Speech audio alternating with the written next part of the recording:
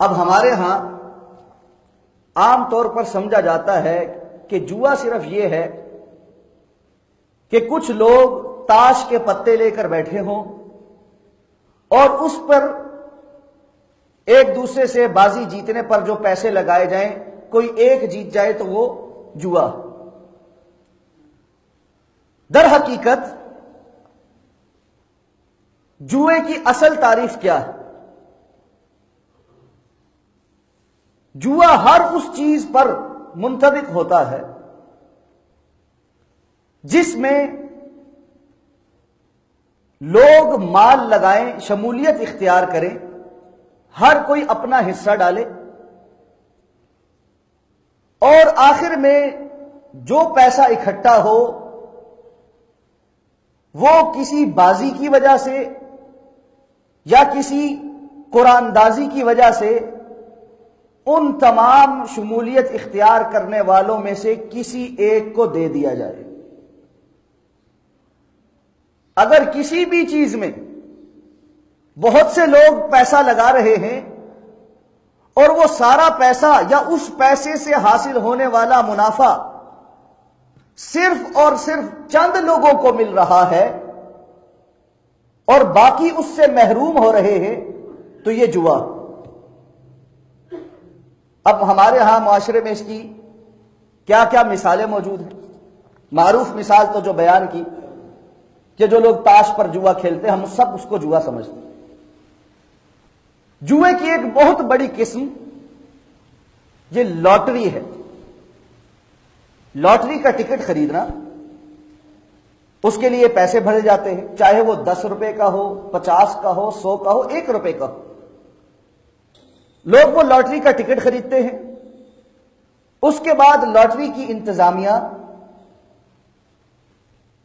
ایک قرآن اندازی کرتی ہے، جس ٹکٹ نمبر میں کا قرآن اندازی میں جو ٹکٹ نمبر نکل آئے، لاٹری سے اکٹھے ہونے والا جو روپیہ پیسہ ہے وہ اس ٹکٹ نمبر والے کو مل جاتا ہے اور باقی جتنے لوگ ہیں وہ اس پیسے سے محروم ہو جاتے۔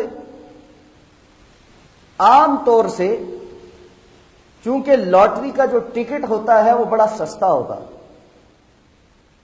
اور اس کے مقابل ملنے والا انعام کا جو لالچ ہے وہ بہت بڑا ہوتا، اس لیے لوگ اس بات کی پرواہ نہیں کرتے کہ ہمارے یہ 10 20 50 100 1000 روپے ضائع ہو جائیں، ہمیں تو کچھ ہاتھ نہیں آئے گا اگر ہماری لاٹری نہ نکلی۔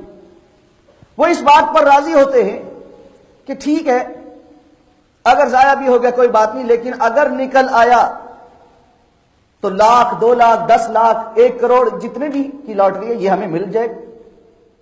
اور دنیا میں اس وقت بہت بڑی بڑی لاٹریاں کھیلی جاتی۔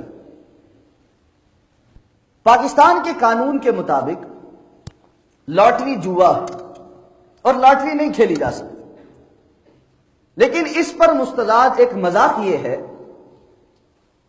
کہ تمام افراد کو اور نجی اداروں کو لاٹری کھیلنے کی اجازت نہیں ہے، حکومت پاکستان کو ہے۔